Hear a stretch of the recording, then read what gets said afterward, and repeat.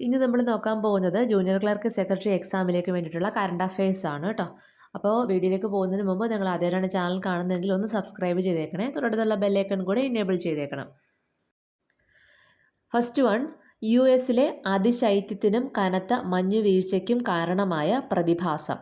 U എസിലെ അതിശൈത്യത്തിനും കനത്ത മഞ്ഞുവീഴ്ചയ്ക്കും കാരണമായ പ്രതിഭാസമാണ് ബോംബ് സൈക്ലോൺ. Bomb cyclone.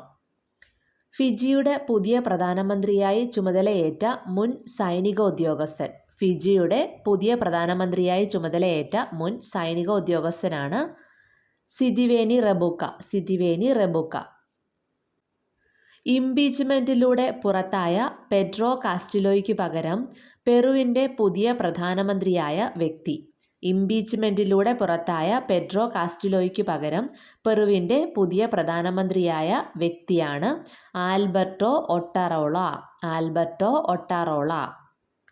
നേപ്പാളിൽ നിന്നും ജയിൽ മോചിതനായ ഫ്രാൻസിലേക്ക് നാടുകടത്തിയ രാജ്യാന്തര കൊടും കുറ്റവാളി.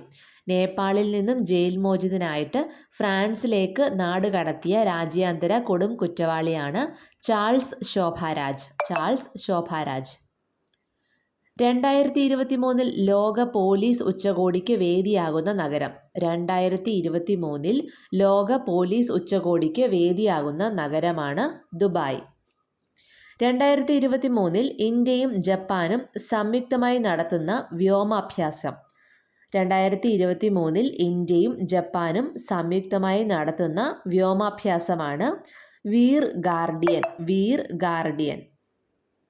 2022 ഏറ്റവും ഉയർന്ന പ്രതിഫലം വാങ്ങുന്ന വനിതാ അത്ലറ്റുകളുടെ ഫോബ്സ് മാഗസിൻ പട്ടികയിലെ ആദ്യ 25 ഉൾപ്പെട്ട ഇന്ത്യൻ വനിതാ താരം. 2022 ഏറ്റവും ഉയർന്ന പ്രതിഫലം വാങ്ങുന്ന വനിതാ അത്ലറ്റുകളുടെ ഫോബ്സ് മാഗസിൻ പട്ടികയിലെ ആദ്യ 25 ഉൾപ്പെട്ട ഇന്ത്യൻ വനിതാ താരമാണ് PV Sindhu. PV Sindhu. India ആദ്യമായി ലോക ടേബിൾ ടെന്നീസ് ടൂർണമെൻറ്റിന് വേദിയാകുന്ന വർഷം. ഇന്ത്യ ആദ്യമായി ലോക ടേബിൾ ടെന്നീസ് ടൂർണമെൻറ്റിന് വേദിയാകുന്ന വർഷമാണ് 2023. ഗോവയിൽ. ഗോവ. ഇന്ത്യൻ പ്രീമിയർ ലീഗ് ലേല ചരിത്രത്തിലെ ഏറ്റവും വില കൂടിയ താരം. ഇന്ത്യൻ പ്രീമിയർ ലീഗ് ലേല ചരിത്രത്തിലെ ഏറ്റവും വില കൂടിയ താരമാണ് സാം കരൺ.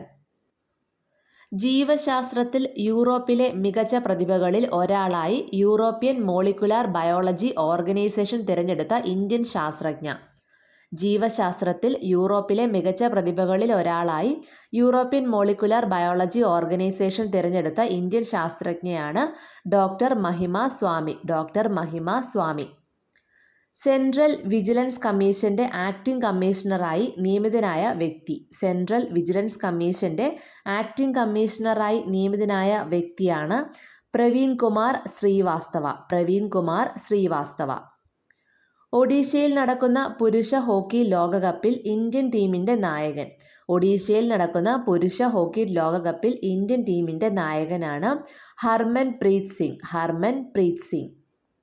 2021-22 വർഷത്തെ രവീന്ദ്രനാഥ ടാഗോർ സാഹിത്യ പുരസ്കാരം നേടിയത് ആരെല്ലാം? 2021-22 വർഷത്തെ രവീന്ദ്രനാഥ ടാഗോർ സാഹിത്യ പുരസ്കാരം നേടിയത് സുദീപ് സെൻ, ശോഭന കുമാർ. സുദീപ് സെൻ, ശോഭന കുമാർ. മുൻ ഇന്ത്യൻ വനിതാ ക്രിക്കറ്റ് താരം ജുലൻ ഗോസ്വാമിയുടെ ജീവിതം പ്രമേയമാക്കി ഒരുങ്ങുന്ന സിനിമ. മുൻ ഇന്ത്യൻ വനിതാ ക്രിക്കറ്റ് താരം ജുലൻ ഗോസ്വാമിയുടെ ജീവിതം പ്രമേയമാക്കി ഒരുങ്ങുന്ന സിനിമയാണ് ഛഗ്ദ എക്സ്പ്രസ്. ഛഗ്ദ എക്സ്പ്രസ്. 2022 ഇംഗ്ലീഷ് വിഭാഗത്തിൽ കേന്ദ്ര സാഹിത്യ അക്കാദമി പുരസ്കാരം ലഭിച്ച വനിത. 2022 ഇംഗ്ലീഷ് വിഭാഗത്തിൽ കേന്ദ്ര സാഹിത്യ അക്കാദമി പുരസ്കാരം ലഭിച്ച വനിതയാണ് അനുരാധ റോയ്. അനുരാധ റോയ്. മലയാളത്തിലെ വിവർത്തനത്തിനുള്ള 2022 കേന്ദ്ര സാഹിത്യ അക്കാദമി പുരസ്കാരം നേടിയതാര്? മലയാളത്തിലെ വിവർത്തനത്തിനുള്ള 2022 കേന്ദ്ര സാഹിത്യ അക്കാദമി പുരസ്കാരം നേടിയതാര്? ആൻസറാണ് അച്യുതനുണ്ണി. അച്യുതനുണ്ണി. ഫസ്റ്റ് ക്ലാസ് ക്രിക്കറ്റിൽ 5000 റൺസ് നേടുന്ന കേരള ക്രിക്കറ്റർ. ഫസ്റ്റ് ക്ലാസ് ക്രിക്കറ്റിൽ 5000 റൺസ് നേടുന്ന ആദ്യ കേരള ക്രിക്കറ്ററാണ് രോഹൻ പ്രേം. രോഹൻ പ്രേം. കേരളത്തിൽ ആരംഭിച്ച ആദ്യ 5G ടെലികോം സേവനം. കേരളത്തിൽ ആരംഭിച്ച ആദ്യ 5G ടെലികോം സേവനമാണ് ജിയോ ട്രൂ 5G.